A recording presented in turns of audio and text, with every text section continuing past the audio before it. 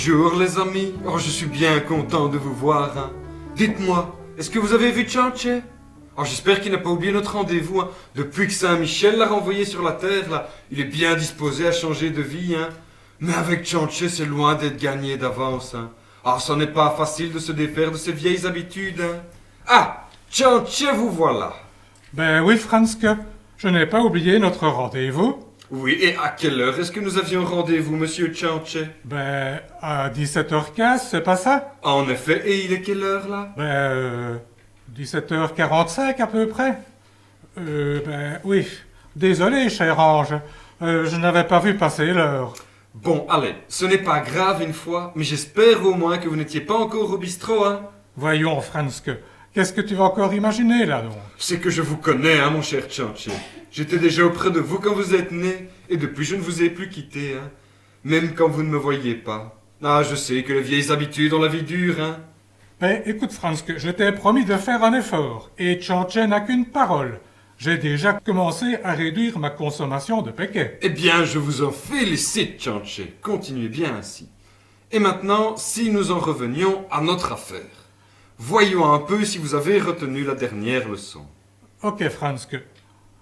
Je suis tout à toi, je t'écoute. Moi, je vois. Bref, Chanche, dites-moi d'abord, savez-vous qui a créé le ciel et la terre? Ah, ça c'est facile, ça je le sais bien. Et vous les enfants, vous savez aussi? Oui. C'est qui a créé le ciel et la terre? Voilà. C'est le bon Dieu, ben oui, voilà. C'est très bien, Chanche, mais et le bon Dieu, c'est qui l'a créé? Bah, je ne sais pas moi. Tu ne me l'as pas dit l'autre fois. Mais voyons, Chanche, réfléchissez 2 minutes. Ben, je ne vois pas moi. Dites les enfants, il faut que vous m'aidiez, hein. Vous savez, vous, c'est qui a créé le bon Dieu? C'est Marie qui a créé le bon Dieu? C'est qui a créé le bon Dieu? Moi, je ne sais pas. Et toi, Franske, est-ce que tu sais qui c'est qui a créé le bon Dieu? Ben, je vois que visiblement, tu n'as pas bien écouté, mais ça reste une question compliquée. Hein. En fait, la réponse est peut-être plus simple encore que la question. Le bon Dieu, personne ne l'a créé. Il a toujours existé, hein, il est éternel, il a toujours été là, il sera toujours là. Hein. Ah oui, c'est vrai, je me rappelle maintenant. C'est pour ça qu'on dit qu'il est éternel. Voilà. Et maintenant, Chanche, dites-moi, autre question. Combien y a-t-il de dieux? Ah, ça je sais bien aussi, hein. Il y a un seul Dieu. Ah oui, et Jésus alors? Ah ben, flûte alors. J'avais pas pensé à ça, moi. Ben, il y a 2 dieux alors. Mais non, hein, Chanche, il n'y a qu'un seul Dieu une fois. Mais en Dieu, il y a 3 personnes, hein. Dieu le Père, Dieu le Fils et Dieu le Saint-Esprit. Oh, je n'y comprends rien, moi, Franske. Mais c'est normal, hein, personne ne peut comprendre parfaitement le mystère de la Sainte Trinité. C'est pour ça que ça s'appelle un mystère, hein. On le sait, mais on ne peut pas vraiment le comprendre parfaitement, hein. Oh là là, mais c'est compliqué tout ça. Ben, ça peut paraître compliqué, hein, parce que Dieu, ben, il est infiniment plus grand et plus intelligent que nous. C'est un peu comme si une fourmi voulait essayer de comprendre ce qui se passe dans votre tête à vous, hein, monsieur Chanche. Aïe, aïe, aïe, ça, effectivement, je crois qu'il aurait du mal. Surtout qu'il y en a des choses qui se passent dans ma tête.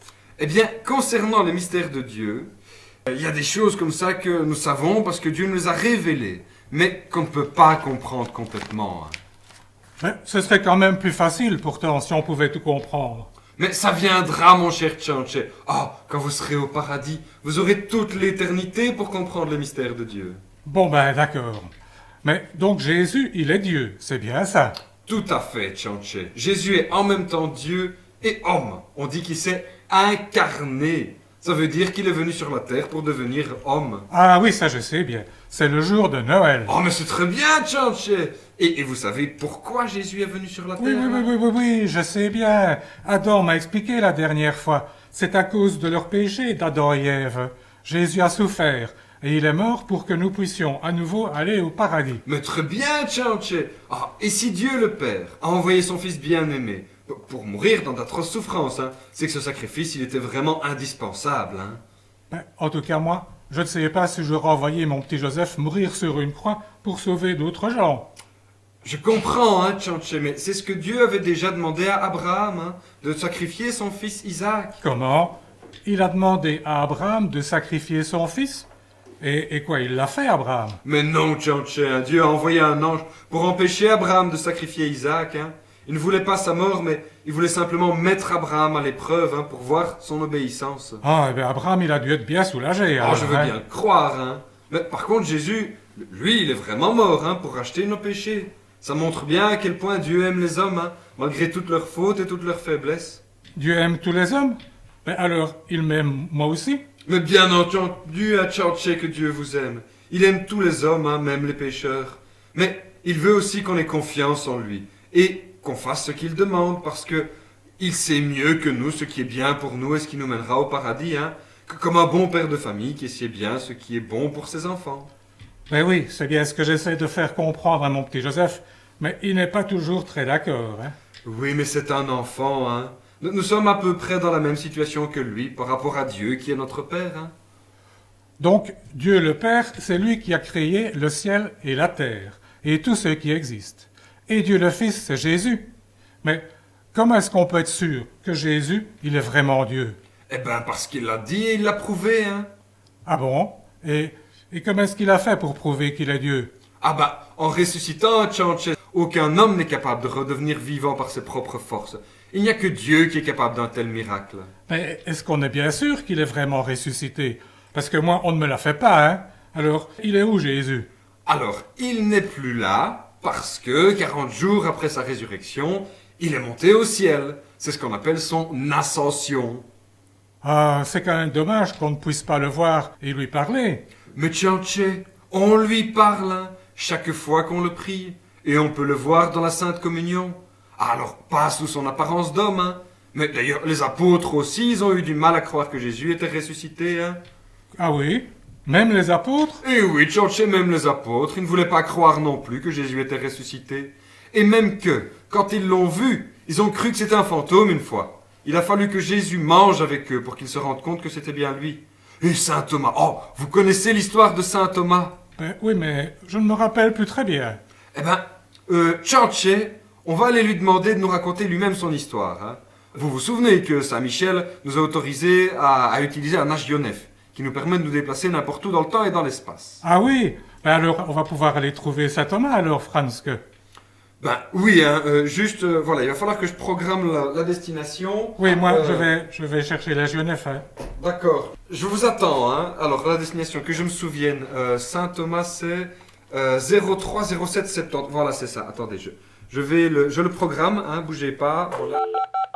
Ok, voilà, on se retrouve là au Tchanché.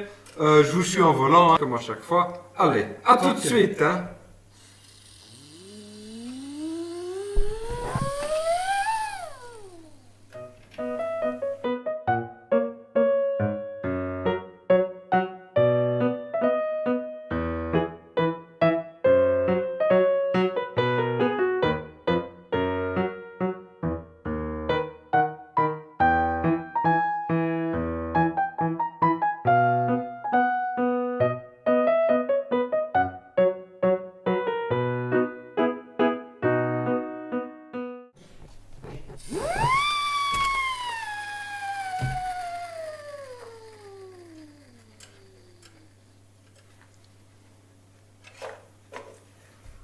Ouais, il n'y a personne ici.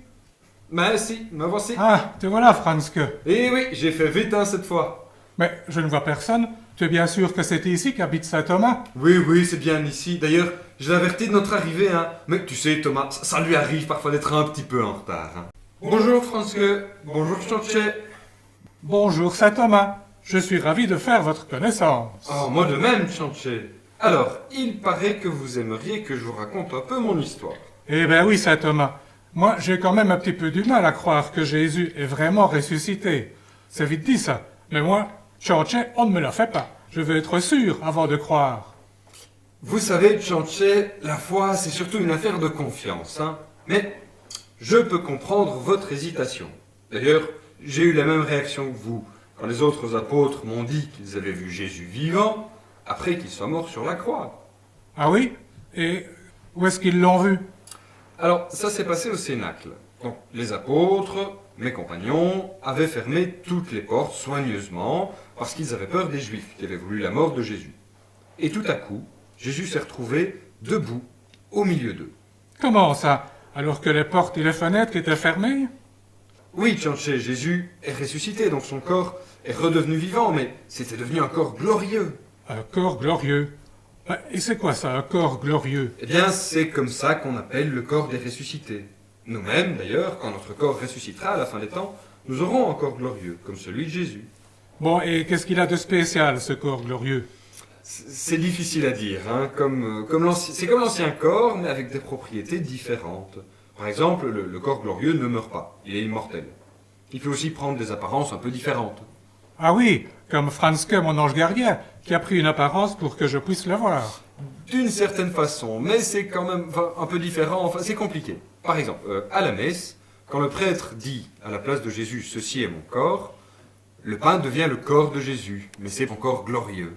Ah bon? Alors, les hosties, c'est Jésus? Ah mais absolument, Tchanché, c'est Jésus tout entier. Son corps, son âme, sa divinité, mais qui garde l'apparence du pain.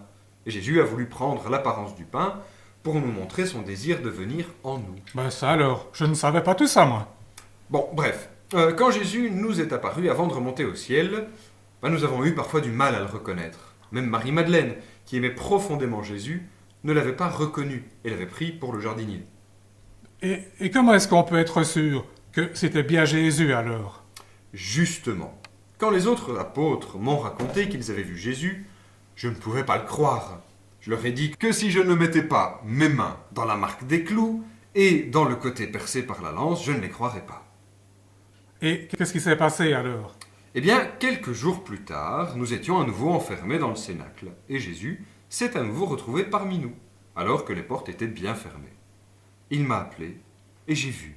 J'ai vu les traces des clous dans ses mains et dans ses pieds. J'ai vu la blessure à son côté. Tchanché, il n'y avait aucun doute que c'était bien lui. Et qu'est-ce que vous avez fait alors, les apôtres?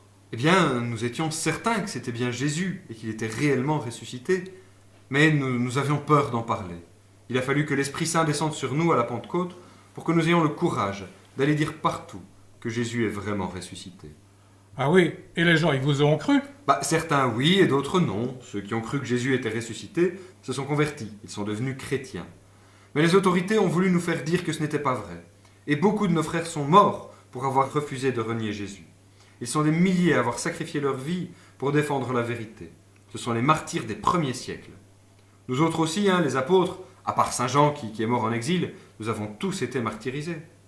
Vous voulez dire qu'on vous a tués parce que vous disiez que Jésus est ressuscité? Eh oui, Tchanché, c'est exactement ça.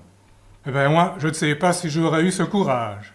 Oh, vous savez, Tchanché, c'est le Saint-Esprit qui nous a donné le courage d'affronter la mort pour défendre la vérité. En même temps, c'est grâce au sacrifice des martyrs que l'Église a pu se développer et que la bonne nouvelle de la résurrection de Jésus a été connue dans le monde entier. Moi-même, je suis parti jusqu'en Inde pour annoncer l'Évangile. Et c'est vers là que j'ai été tué dans l'an 70. Eh bien, saint Thomas, je vous tire mon chapeau. Enfin, ma casquette, je dirais. Et en tout cas, je vous remercie de tout ce que vous avez fait et de tout ce que vous m'avez appris. Voilà, je pense que maintenant, Franzke, on peut rentrer chez nous, Ah, mais c'est vous qui décidez, Tchanché. Eh bien, allons-y alors. Au revoir, saint Thomas, et merci encore. À votre service, monsieur Tchanché.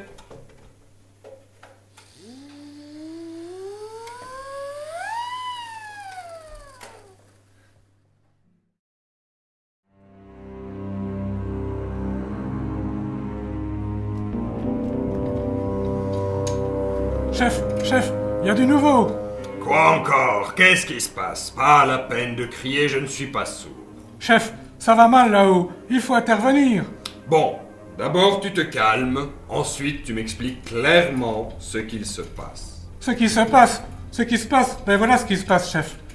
Vous savez que la Sainte Vierge a promis le paradis à tous ceux qui, le premier samedi de 5 mois consécutifs, se confesseront, communieront, diront un chapelet et méditeront un quart d'heure sur les mystères du rosaire. Oui, évidemment que je le sais. Je connais la concurrence, mais c'est une catastrophe cette chose. Enfin, heureusement, là-haut, on n'en parle pas beaucoup. C'est bien trop facile d'être sauvé maintenant. Ah oui. Eh bien pourtant, on voit encore un qui en a profité. Encore un? Et qui donc? Tchanché, chef. Vous savez, Tchanché là, d'Outremeuse. Tchanché? Non, pas lui quand même. Ce bagarreur, ce buveur de péquet. Oui, chef. C'était pourtant un futur client pour nous. Ne me dis pas qu'il a aussi fait la dévotion réparatrice au cœur immaculé de Marie, quand même. Mais non, pas lui, chef. Mais Nanès, sa femme, elle l'a fait pour lui. Ah, zut alors! Comme vous dites, chef. Et dans ce cas-là, vous savez bien qu'on ne sait rien faire. Contre la Sainte Vierge, nous serons toujours perdants. Ouais, pourtant je ne suis pas du genre à me laisser faire. Je n'ai pas dit mon dernier mot. Je ne sais pas encore ce que je vais faire, mais je le ferai. Ça, tu peux en être sûr. Je l'aurai!